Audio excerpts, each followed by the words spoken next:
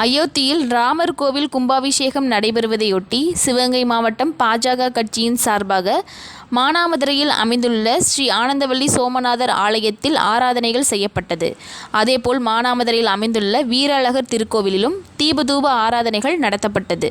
மேலும் மானாமதுரையை சுற்றியுள்ள அனைத்து கிராமப்புற கோவில்களிலும் தீபதூப ஆராதனைகள் செய்யப்பட்டது. அதேபோல திருப்போணம், இளையாங்குடியில் உள்ள அனைத்து கோயில்களிலும் வழிபாடுகள் நடத்தப்பட்டது. இதில் பாஜக கட்சி நிர்வாகிகளும் தொண்டர்களும் ஏராளமான பொதுமக்களும் கலந்து கொண்டனர்.